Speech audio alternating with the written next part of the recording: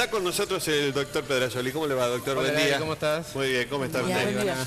Bueno, ha traído un tema interesante, muy interesante el doctor Pedrasoli, que son los problemas de varices en pacientes discapacitados. Parece ser que uno se olvida, pero los pacientes discapacitados también tienen problemas. Mirá, la discapacidad puede ser por deficiencia física, mental, intelectual, sensorial, bueno, distintas discapacidades.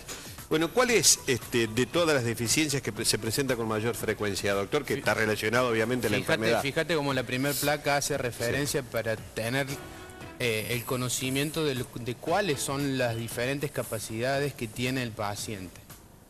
Sí tenemos que saber que todo lo que hace que el paciente tenga una inmovilidad favorece a la presentación de la enfermedad. Entonces desglosemos esa placa que teníamos al principio. Por supuesto que un paciente que tiene una incapacidad motora va a ser el paciente o la persona que sea más propensa a sufrir de la patología varicosa o de las complicaciones de la misma.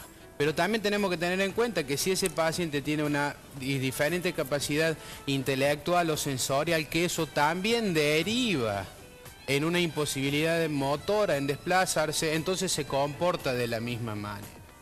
Los pacientes quizás con déficits sensoriales, aunque no tengan déficits motores, suelen venir con lo que son lesiones traumáticas. ¿Por qué? Porque no sienten lo que pasa, se lastiman, se ulceran, no sienten dolor. Entonces son pacientes que concurren a la consulta con ese tipo de traumatismos. Y los pacientes que están postrados son pacientes que, al tener la inmovilidad de la masa muscular, este tema que siempre hablamos y lo hemos repetido en tantos programas, que la masa muscular de la pantorrilla, las piernas, es lo que favorece a disminuir la presión venosa, es lo que favorece a aumentar el retorno venoso, por ende disminuye las varices. Si tengo una persona que está postrada, toda la enfermedad va a evolucionar, teniendo en cuenta que si ese paciente tiene antecedentes es peor. Ese paciente puede tener varices y ahí entramos en este otro grupo. ¿Viste, Lagarto, que yo siempre te digo que el 95% de la enfermedad se llaman varices primarias o esenciales?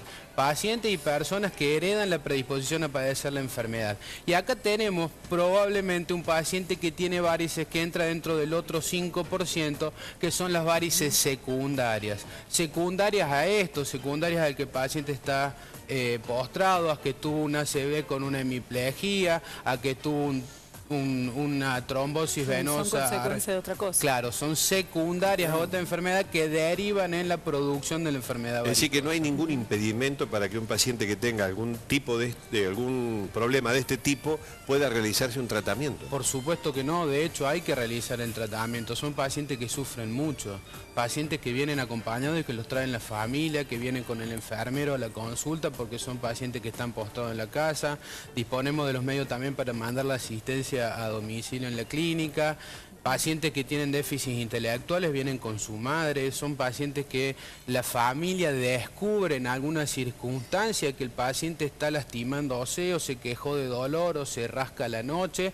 ¿Por qué? Porque son pacientes que tienen un déficit intelectual, entonces siempre son pacientes, por supuesto, que no tienen la capacidad de tomar la decisión y de concurrir ellos a la consulta, que necesitan del entorno, que necesitan de ese soporte vital, por llamarlo de alguna forma, y te lo traen a la clínica o al consultorio. Y por ejemplo, entre algunas discapacidades que mencionó, dijo una discapacidad sensorial. Por ejemplo, son personas que pueden tener varices pero no sienten dolor, o entonces la familia tiene que estar atenta a eso. Está atento, por eso te digo que vienen con lesiones más avanzadas, porque no se dan cuenta.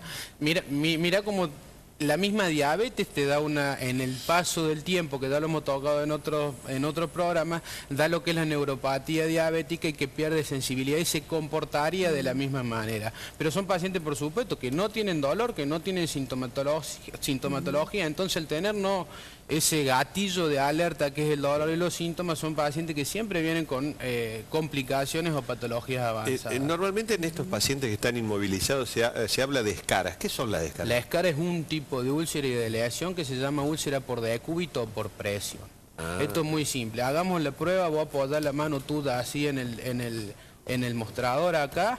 y cuando la levantes con presión la vas a ver blanca. Sí. Entonces eso es por isquemia, son úlceras por presión. Si yo tengo una zona apoyada a las 24 horas, si vos dejas tu mano así apoyada, apoyada en el mostrador y la vas a levantar dentro de 15 días, acá vas a tener toda la piel y todo el tejido necrótico y muerto.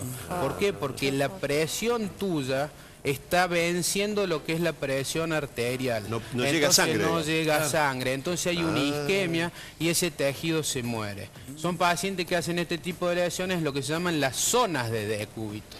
Si vos te acostás en la cama, tenemos que tener en cuenta cuáles son las zonas que apoyan más y a donde hay huesos como más prominentes, que son el sacro, donde termina la columna, donde está la cola, donde empieza la cola, los talones, los trocánteres, la cadera si el paciente está de costado. Entonces son los lugares donde se realizan, se producen este tipo de úlceras por presión. Ahora, doctor, para tratar a este tipo de personas con alguna discapacidad, ¿se necesita un consultorio, una clínica adecuada para necesitamos eso? un ambiente adecuado porque son pacientes que no se pueden subir solos a una camilla, que se trasladan en silla de ruedas, que tienen que entrar con un vehículo al lugar, que tienen que estar acompañados. No podemos atenderlo en un consultorio por ahí chiquito, porque si necesitamos la asistencia de 2 o 3 personas para tenerlos en la camilla.